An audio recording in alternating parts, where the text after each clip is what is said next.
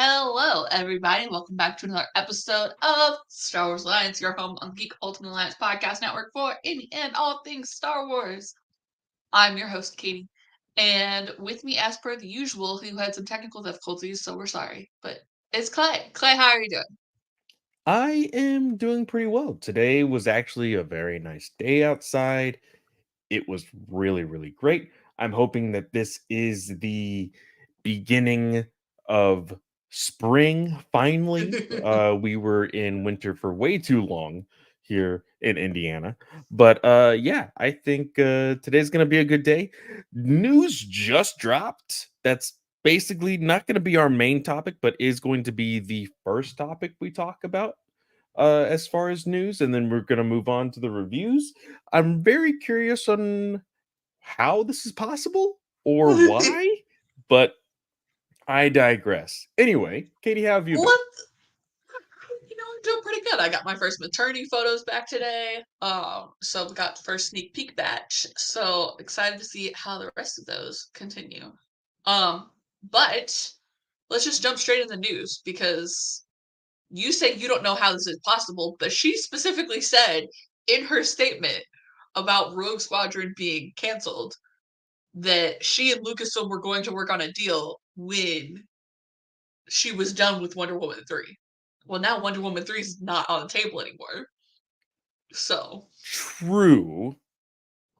Uh, mm, if you're bringing Patty Jenkins back, you need to bring back Ryan Johnson. I'm just saying. Patty has not had a chance though. And Ryan may just be like, "Fuck y'all. I got what I want though." So, True. True. I mean, I say that we don't know necessarily what Ryan is wanting. We know that supposedly, because again, we don't personally know, that this was a very personal project for Patty, considering her mhm. father's background. Um, it's gonna be interesting. Uh, Again, So we have been talking about recently the whole idea that Star Wars is supposedly going to be making eventful movies again. So this would be on par with that. But I need to see more movement in progression with what we have before anything is close to being announced again or teased or whatnot. Well, right now, Patty's not working on anything else. So I think compared to Sean Levy, Ryan Johnson, Taika, I think this one has the most legitimacy to move forward outside of the three that were announced at Star Wars Celebration last year. Mhm. So we kind of jumped right into it, guys. But basically, Patty Jenkins said today, or I don't know if it was today, but she told host Ben, and I'm gonna butcher this, Mankiewicz on the TCM/Max podcast, Talking Pictures, that she had signed an agreement to return to a galaxy far, far away. Now, she put out the statement about Wonder Woman 3 and Rogue Squadron 15 months ago. And her Mhm. specific part she said about Rogue Squadron, just to remind everybody, we've been over this before, but just to remind everybody, she said, I originally left Rogue Squadron after a long and productive development process when it became clear it couldn't happen soon enough. And I did not want to delay Wonder Woman 3 any further. When I did, Lucasfilm asked me to consider coming back to Rogue Squadron after Wonder Woman 3, which I was honored to do, so I agreed. They made a new deal with me. In fact, I am still on it, and that project has been in active development ever since. I don't know if it will happen or not. We never do until the development process is complete, but I look forward to its potential. Now, Hmm. what she said today, or in the on the podcast, with Ben. She said, so when I left Star Wars to do Wonder Woman 3, I thought maybe I'll come back to Star Wars after Wonder Woman 3. So we did a deal for that to happen. Started a deal, but I thought I was doing Wonder Woman. When that went away, Lucasfilm and I were like, oh, we got to finish this deal. We finished the deal right as the strike was happening. So I now owe a draft of Star Wars, and so we will see what happens there. Like who knows? And so we will see what happens there. Like who knows? Okay, that's an editing mishap on Collider's part. It's hard. They have a hard job in front of them of what's the first movie they're going to do. They have other directors who have been working, but I am now, I'm back on doing Rogue Squadron, and we'll see what happens. We need to develop, get it to where we're both super happy with it.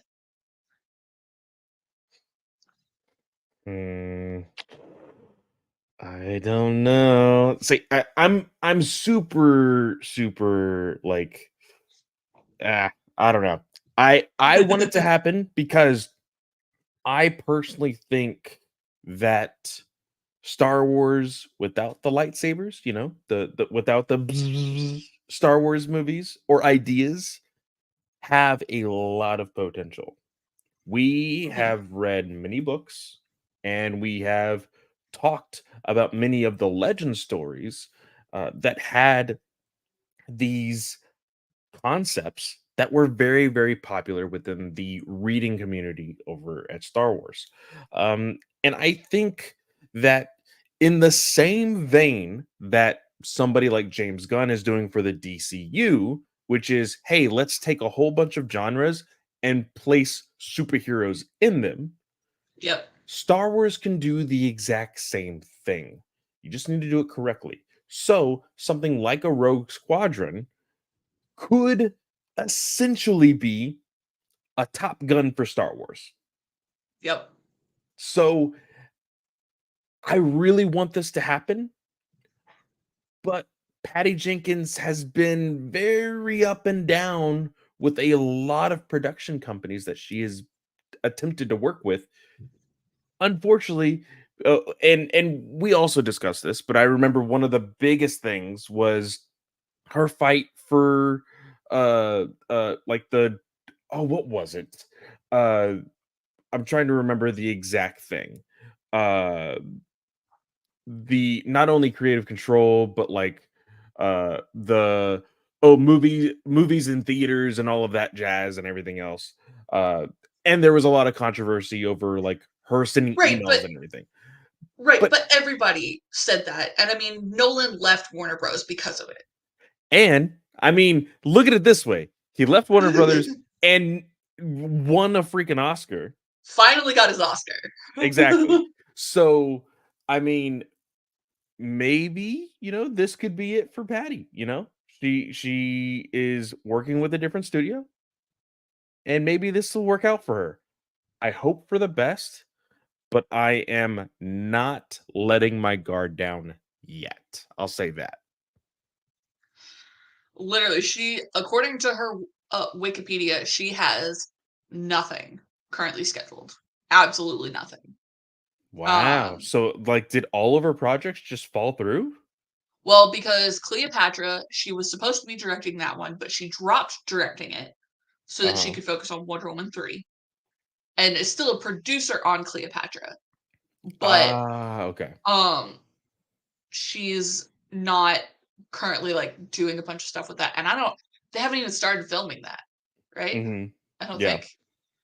Um Yeah, December 2021, Jenkins dropped out of the film, but remained as producer to instead focus on a third Wonder Woman film and the Star Wars spin-off film Rogue Squadron.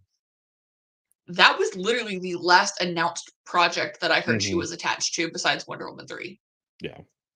Um, so to me, I'm like, okay, like unless she signs something real quick with somebody else, she's got the time to develop this and make it work.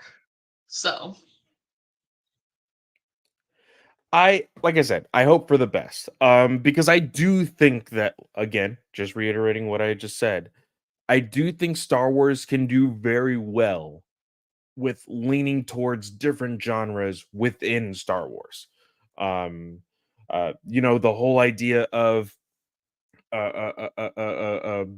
oh shoot, what's the show that hasn't come out yet? That is Acolyte, no no no no Andor, no no no no no no freaking the one that we still don't know even a release date for. Skeleton Um, Crew. Skeleton Crew. That's it. We've heard Skeleton Crew is Stranger Things with Star Wars, which in my mind thinks horror or suspense, either or. Um, Rogue Squadron is, action, comedy, what would you say Top Gun? Because I'm not a big fan of Top Gun. Zaz. Because Like, like just like yeah, poppy, I guess. Um, so I think you could do a lot of different things in Star Wars. Boba Fett tried to lean in with the Western. I think that it did good on some things, but not great on others. It can work, and I think Lucasfilm needs to lean towards those types of filmmakers when it comes mhm, to trying to go back to the theaters. I think that would be a great idea. yeah, for sure. Um, we'll see what happens. I mean, obviously we got D23 coming up, so you never know. You never know what could happen. Mhm. We'll see. Um, all right. So we ready to move into our Bad Batch double feature? Yes. Okay, so right off the bat, I think this is a very big topic of discussion because I immediately texted you when I knew there was enough allotted time that I was like, okay, she's definitely finished with the second episode. Um, and I had started to see people already talk about it on Twitter. There is a new mysterious character in these latest episodes that, if you notice, and it's very hard to say that this is the exact character, um, but the kind of character, because we find out that there is a uniform to what we now know as assassins working for the Empire, uh, Shadow Squadron. Shadow Squadron. They have a specific set of armor. Did you see that there is somebody with this exact armor in episodes In the 1 and opening 2? episodes. Yeah. Yes. In episode 22? No, no, no. Episodes 1 and 2. I said 1 and 2. So, Sorry. the big conversation, and Is it Tech? is it tech? That is the big conversation. Now, knowing that this armor is set to multiple people, we cannot 100% say with a guarantee, yes, it's tech. But people were like, okay, there's a voice modulator, you know. I even went as far as to watch these episodes a second time to look at the speech pattern or hear the speech pattern of this character.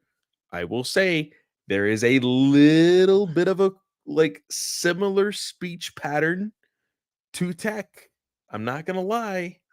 But Tech, I would say, is the most reg clone out of all the other Bad Batch clones. Is he though?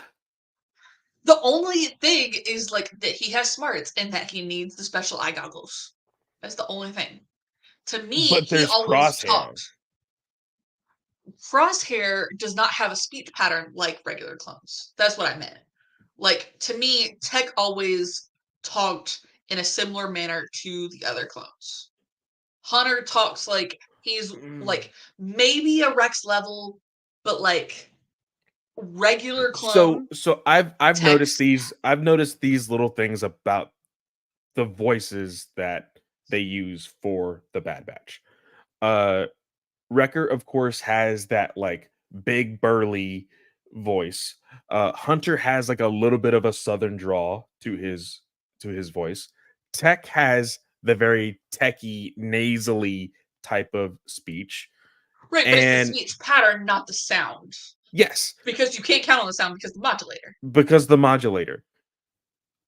The speech pattern though is very similar to Crosshairs. If you listen to Crosshair and listen to Tech, they draw things out a little bit more when speaking. Even though Tech does talk fast, it sounds weird, but they do like draw out a little bit of certain words. But I feel like the whole assassin squadron thing, it feels like they took Crosshair's genetic makeup and the way he was trained with his cloning program and said, okay, I'm going to modify that and put this on a bunch of clones. That's what I think it is. That's Because what they're using the same weapons, the same helmet structure. which, Like, by the way, we're gonna go into different aspects of this episode. I want to say, the shooting the mine onto the wall, brilliant idea from Crosshair. It was like, hey, you can't miss with an explosive. So I really do love that. yeah. I love that he is warming up to the idea of protecting Omega, and he is Yep. like, he was like being like the protective uncle. It was such a good moment at the beginning of episode 7 I loved when it. I loved it. he's like, And he's like, you're going to stay what did close. she say? She said, "Oh, you're worse than Hunter," and he's like, "No, I'm much worse." Like that. I loved it. I love that. Um, but back to the assassin. You pointed out one of his quotes from the movie, or from this episode. It was episode 7. He says, "You had your chance to be one of us. You chose the wrong side." And I'm sure everybody assumes that they are talking about the Empire. But I don't think it's Tech. But I want to play devil's advocate. I hate it when you play devil's advocate. Let me tell you. You had your You're going to chance. say that You he had your had chance to be one of us, the Bad Bad Batch. Batch. You chose the wrong side, the Empire. Tech is angry at Crosshair still because he hasn't had the chance to reconcile, but he's also being, brainwashed. So it's a double-edged sword. Crosshair is literally, that doesn't make any sense to me because Crosshair is literally there with the Bad Batch defending Omega and defending the Bad Batch. So to me, if Tech's pissed off about that, then he sits there and stares and goes, With his "Wait, what new the heck is going on?" programming, though, with his new programming, this is brainwashing 101 when it comes to any fictional movie or TV show. The person is brainwashed, and it brings up all of the emotion of previous entities of that character, and so he's lashing out. Like, I sat there and wondered, okay, if somebody believed this was Tech, what would they come up with? And I think this is a valid argument. I don't think it's valid at all. No? Because the last thing I watched brainwashing on was probably like the Hunger Games movie, Mockingjay. Okay. And then probably before that, the brainwashing would be down to like uh Rise of the Red Blade, the Inquisitor book we read. Like that's probably the last couple times that I've seen brainwashing. And in Okay, this but case, like it doesn't make sense because you look at like Rise of the Red Blade and the Twilight guy hates Iscat because like she left him behind, yeah, but now they're on the same side, so he doesn't really hate her all that much. but the But that's emotions what are they still use. there. No, They use that to drive themselves, specifically because they're, of course, Dark Force right. It's being used to users. drive them, but it doesn't make that aspect doesn't make sense when Crosshair's on the opposite side. Like, because to me, Tech is logical enough that brainwashing is not going to affect him in the same degree as all the other clones. Which we will note in these episodes, there is, I can't remember which clone, They say but the first clone assassin guy that gets captured. no. There is one that is working with Rex that Hauser. Hauser is very like prominent with the idea that Crosshair still knows something and that he is very untrustworthy. Mhm. And he says, You're telling me that you spent all that time there and you don't know how to get back? And talking about how and Crosshair opens up about how he was tested and that nothing worked with him because of how he is a defective clone. So So I don't think the that tech is is the assassin brainwashed is logical at but all. here's the problem with that. He is a defective clone. It you can't necessarily say that it works 100% of the time with regs and and not work 100% of the time Right, with because that's the argument from the first episode Mhm, where Crosshair turns because of the chip and nobody else does in the group. So it's the exactly. same kind of principle. I can completely get with you on that. But the fact of the matter is that still the chip did not effectively work on Crosshair. It convinced him enough to assume. But you look at Wolf and Wolf who we know in Rebels comes over, That's but okay. is I hang on, and hang on, hang on. okay, okay, okay. He's still dealing with the repercussions of the chip in Rebels. Mhm. I think tech would be the same way where, okay, maybe the brainwashing works, but it's not going to work all the way because he's not a reg. Which is why I'm saying with the Tech is also logical, and so emotions don't affect him the same way. He's started to open up to Fee barely. Like, but we know, and I say we, it's more of like a headcanon type of thing, but a lot of fans have put Tech on the spectrum in some yes, capacity. yes. With his accident, this is all assuming that this is actually him. With his accident, you can't say like there's not probably any like harsh feelings like why didn't they come back to me and like all of this stuff like I I think I just I don't think do think because that there's a possibility with enough torture and everything else, that's how you drive Tech to be on your side. It's like, "Hey, you had a family. They didn't come save you. Oh, look, they attempted to save Omega, but they're not willing to try and save you. Why did they leave you?" And that is what you have to do in order to manipulate these types of yeah, individuals. you have to go through all of these little steps, and you're headcanoning this, Yeah, playing yeah, devil's advocate, I'm but like Tech also like he made that sacrifice. He knew what he was getting into, and he knew that his team had to escape to try and get to Omega. true. So to me, like Tech is still logical enough to go, okay, nobody's coming back for me, and that's fine. Nobody, if I'm sitting here like barely alive on the bottom of the canyon, nobody knows that I'm alive. Like point blank, nobody's gonna know Yeah. because my tech was destroyed. Nothing. Like he is going to sit there and go, I'm ready to die. And then if he got picked up, then the Empire is gonna yes try and manipulate him like they did Crosshair. But like to me, Tech is going to be like, nobody knows I'm alive. Like, and I'm not giving over any of my plans, any of the Bad Batch plans. I'm not giving over my brothers. Like, it's not going to happen because that's just the way his brain works because he's on the spectrum. And that's the logical part of him. A plus B equals Empire does not make sense. A plus B equals C, the Bad Batch. So, Okay, okay. Yeah. I mean, but I was just throwing things out there to see if there was any way that you think it could work.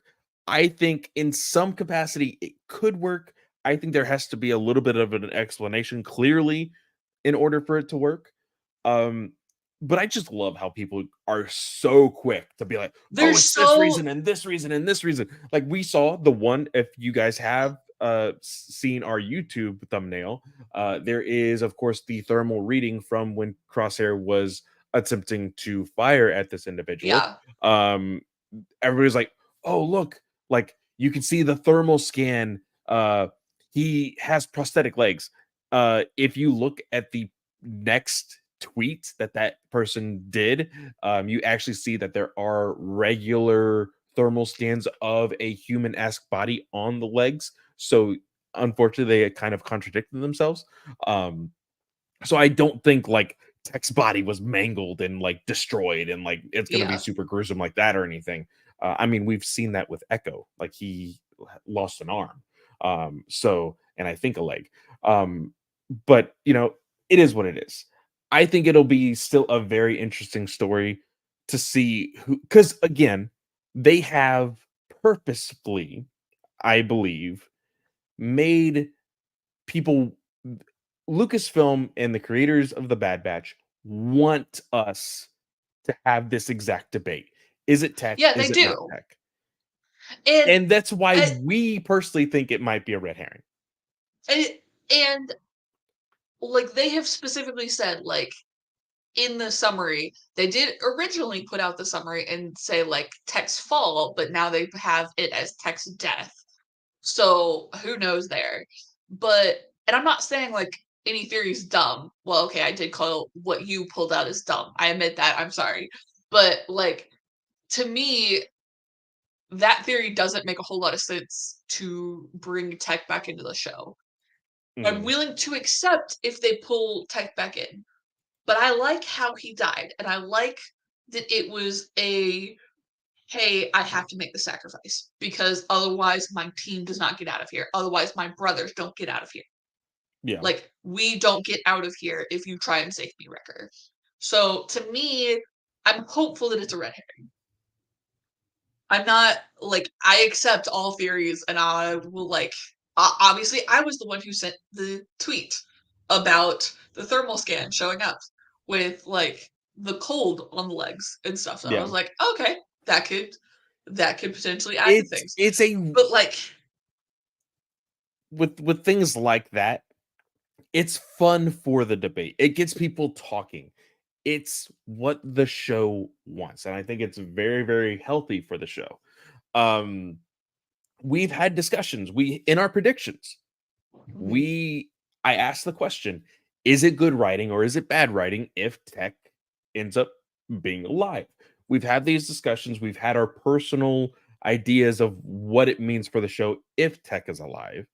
Um, I still want him to stay dead because I think it is a little bit more impactful for the overall show and everything else. Um, but I really enjoyed this episode or these episodes. Um, there was the mention of Wolf. You brought up Wolf. I think in some capacity, like when I see Wolf, I'm like, oh, like I know that you are not on the side of the Empire when like in the future. So what's going on here? Like I think that is very fun, but at the same time, I'm like, oh, I already know they're gonna win you over. So it's like, do I need to see that journey? You know? well, like to me, it made it more interesting when Wolf didn't leave with Rex and the Yeah. team at the end because we were like, well, your team's going to report that you were letting them go. So you need to go with them Yeah. because you're going to get tortured. And maybe that's why he ends up with like the scar over his eye, 'cause we know he has like the or maybe he already has that. I don't know. Um but like we know he ends up with Rex and Gregor at the end. But Hmm. like he's also still very clearly attached to the Empire because of what he does in Rebels, turning over Jedi. Hmm. So, how does that transition into like what we get in Rebels? Like that's the intriguing part is if Wolf goes over and does all the things. Who knows? Yeah. I think it's very fun, very interesting. I am still like in my head, it's like, okay, I know where your journey ends. Did I necessarily need to see this? Because they're like in Star Wars, we get it all the time. We get it all the time. We see characters where we're like, oh, I know where you're from, or I know that you were Mhm. here before there, and all this stuff. So it's just another iteration of that. But for me, it was like, okay, we're getting really close. That just tells me we're already getting close to the end. Like this is for sure the end of the Bad Batch. It's starting to show those little seeds of like, hey, we're starting to see the connections that are going to be seen in future, quote unquote, timeline wise iterations of this world, of this fantasy of Star Wars. Um, but yeah, I thought it was very interesting when the clone was like, "But they're traitors." He's like, "Yeah, but they're clones, so we got to give them that first, right?" Yeah. Uh, that immediately, I was like, "Red flags, dude! Like you should be very hesitant on any discussions that you have in the future here." Um, trying to think if there is anything else. Oh, in the very beginning, the scene that we have with the senator Yep. of Senator Singh. yes, yeah, and oh shoot, what is his name? Oh my gosh. Is Raxus. Um, and that was he made his first appearance in Common Ground, which was season 1 Yes, I of The knew I Bad had seen him Batch. before. Yeah, yeah, yeah. I like these moments because we we know the overall story during this time period of the Bad Yep. Batch. We know that there's a lot of different things happening in the background. But we've been focused a lot on just solely the Bad Batch, their adventures, their controversies, and all of this, where there's a much grander story happening in the background that is almost literally non-existent throughout this entire series. Showing those little tidbits reminds me of like, oh, this is still Star Wars. Like, oh, this Yeah. is like still the birth of the rebellion. Like, I like that. Um, Yeah. I want to see Bail Organa pulled into those talks or Mon Mothma just to kind of make the ties complete.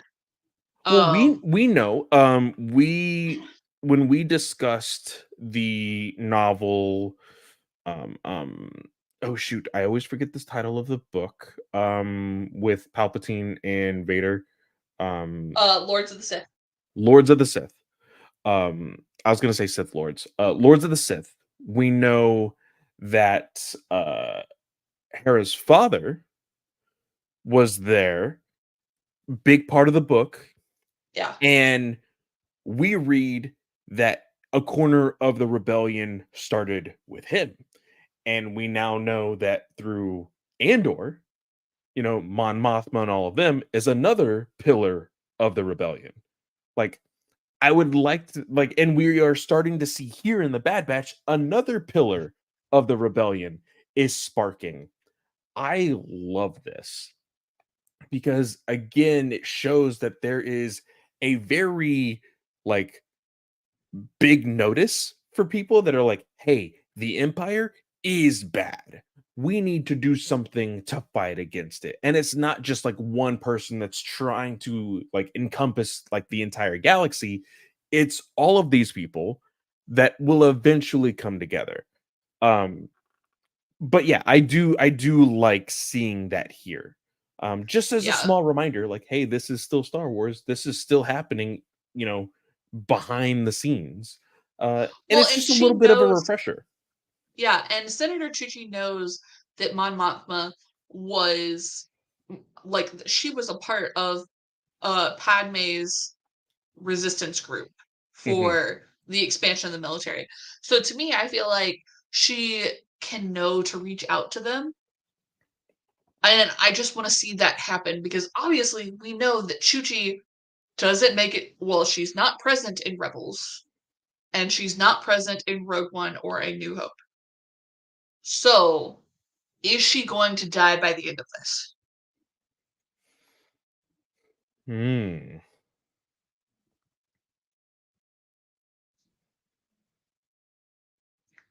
That's a good question. I'm thinking yes. Because even if she went into hiding, I think she would still be pulled out Yeah. when the resistance, the rebellion comes together and makes a full team. Because we also know Mon Mothma's appearance in Rebels, that speech that she makes when Hera transports her, is to try and unite all of the different factions of rebellion at that Mhm. point. So, I'm going to agree with you. I'm gonna say, mm,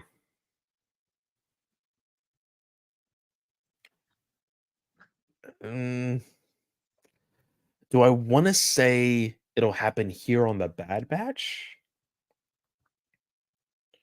or is it going to be in some sort of not like? Because for me, I think that there could definitely be a expansion of these characters yeah. immediately after the Bad Batch. Like if there is like some sort of meeting at Lucasfilm that's like, okay, Bad Batch is over. There's still stories that are clearly untold with these set of characters that are very much tied to either the Empire or the Rebellion. Which ones do we kind of want to stretch out a little bit? I could see them doing like, hey, let's do a comic series of this, or let's do a novel of this. But because I feel like the rest of the series is still gonna be so dark. I don't know if like it's very easy to say, "Oh, yeah, she's gonna die this season." But, like, she's not a pillar of what the Bad Batch is, you know? Right. So, And I I don't know feel if it like, would be so important to be like, "Hey, we need to put this in an episode." yeah, I can see that. But I also feel like maybe it's something that happens as like a consequence of Tantus being found. Oh, yeah. Because if Rex and the Bad Batch and Echo all come back to Chuchi and go, here's Tantus, here's where all the operations were taking place, it's very easy to just assassinate the senator and just prevent her from talking. Because that's Yeah, basically what they did with the Admiral when Chuchi goes, yeah, but look at the Admiral doing this. that's very true. So, Yeah. especially with the way Palpatine works, like, I don't think he'd want to publicly assassinate her, but like, figure out some sort of poison or whatnot. So, or try to get her arrested, maybe. Mhm. But Yeah. I think she's gonna have to die to make things work. Oh, does she just become like a forever prisoner of the Empire? She could be a prisoner of like the Lusankia. You don't know Yeah. what that is. Never mind. um, there was Interesting, a interesting. so in Legends there was um the big Star Destroyer. I can't remember the specific class, but there was a Star Destroyer buried underneath Coruscant, and it was a giant prison. And so, like that prison, hang on, I will tell you. It's Yasan Isard. Hey, look, I spelled her name right. Yeah, the Lusankia. Um, and it was a executor class star dreadnought, and it was buried beneath the surface as an emergency evacuation craft for the Emperor, where it served as Isard's private prison after his gifting it to her as a loyal supporter. And that ship took off. Where did it take off? Breaking free of Coruscant. It was, oh my gosh, that doesn't have a year. That's annoying. But it was, I think it was book 3 of the Rogue Squadron series. So it was buried under Coruscant for like 15 years. Okay. Hmm. So, um, yeah. So you could, in theory, do something very similar. Um, because like General Medine, who appears in A New Hope, but doesn't appear in Empire Strikes Back or Revenge of the Sith, they bring him in on and put him onto the prison ship. So he was just taken captive on Hoth. Actually, he wasn't Empire Strikes Back, but he was taken captive on Hoth as Mhm. part of like the Empire storming the base and everything. So yeah, you could do something very similar and then bring her back like Shadow the Sith time frame. So, Hmm. but Interesting. I don't. Interesting. I think if you did that, I think she would have made an appearance in Bloodlines, which is a book about Leia getting her reveal that she was the daughter of Darth Vader Uh and huh. has a lot of senatorial conflict and everything. I feel like Chuchi would have made an appearance in that. But again, she could have just retired. Who knows? Like, you can make anything work. Yeah, I just don't think, going back to the original question and argument on whether she will die in this particular season, um, I don't think she will. Um, and it's because I think that this story is focused more on Omega and the clones. I think this was just a reminder, like I said earlier, to the audience, like, hey, there's still a greater story being told throughout Star Wars. And here it is again. Like, and I do think that there's a possibility that we will see the Bad Batch as yet another reason why the rebellion is created. You know, I could see Yeah. that uh being a bigger inspiration to others as well. So this is just another one of those, like, hey, we're just throwing some seeds your way, remember, empire is bad, here you go. Yeah. So yeah. Is there I don't know. anything? Oh, go ahead. Sorry, last thing. She was just a really big part of season 2, and they still made season 2 work effectively. So I feel like you could throw it in there. But again, who knows? We'll see what happens. Yeah. So Is there anything else in these episodes? Because I feel like those three things that we've already talked about um are like the biggest takeaways from this. Other than the fact that, of course, the mystery assassin um is seen alive at the very end of the episode. Um, Very cliche.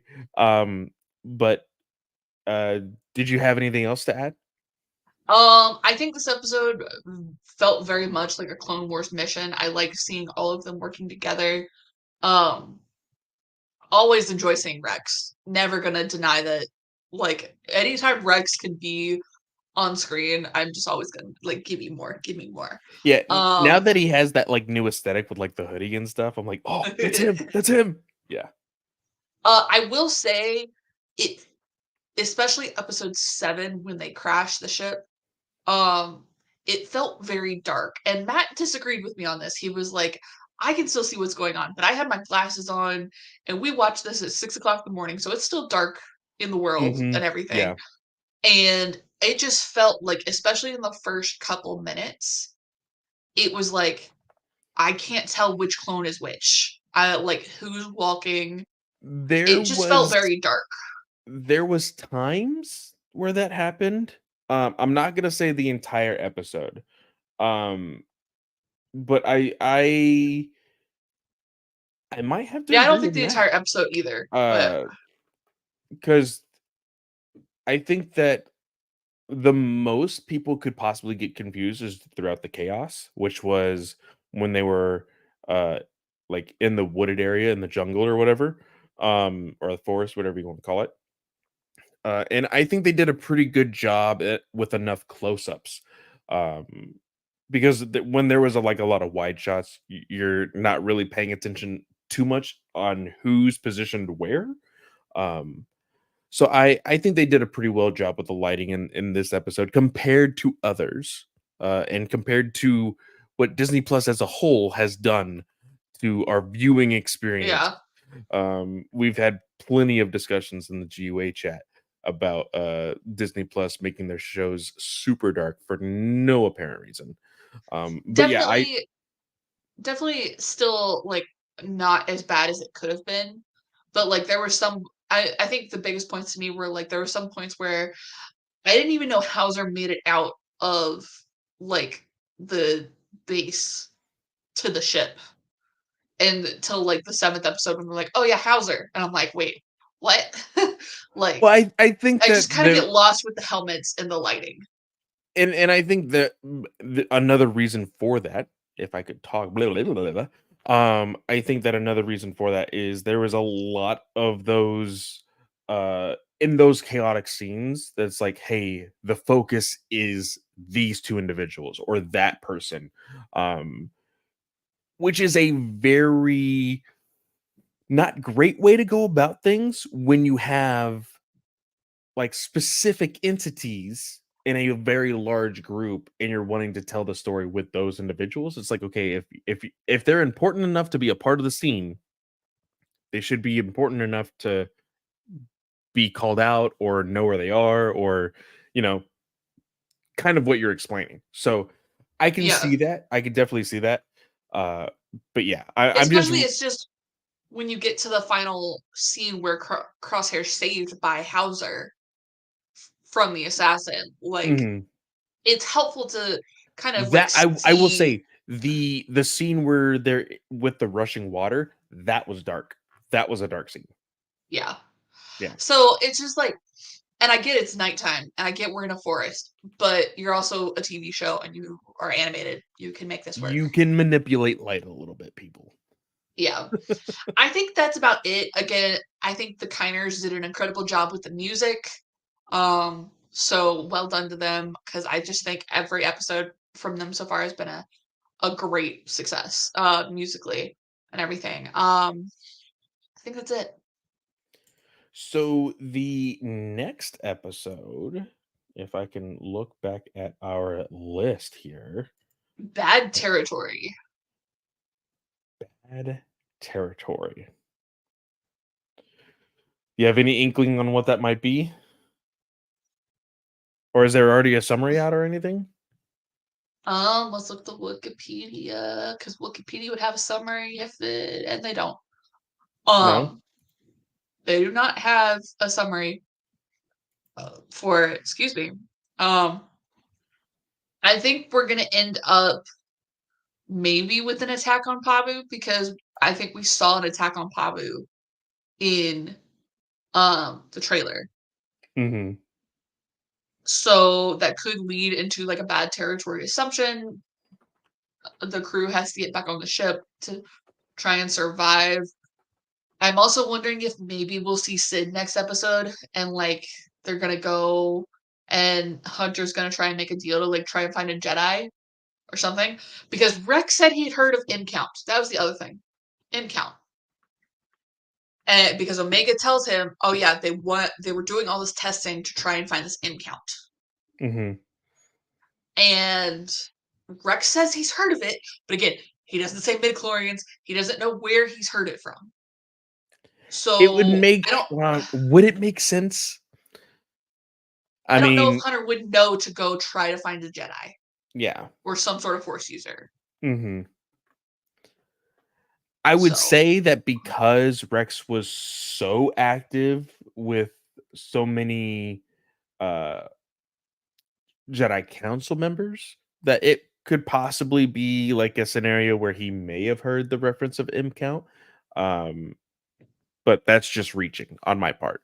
Um, I don't know if I'm gonna like if I feel like because it's the last season, I think Sid really needs to show up. It's a loose end that's not a loose end. Like yeah, there's no closure there, and I think that just to make everything full circle, Sid needs to make an appearance. Um, so we'll see. We'll see how that goes down. Um, yeah. if they do try to find a Jedi, do you think it's a Jedi that we haven't seen before, or do you think it's going to be a returning character?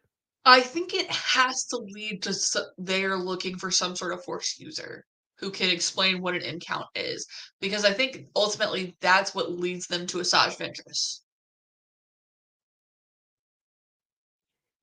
Oh, okay, Because the Harbinger is episode 9.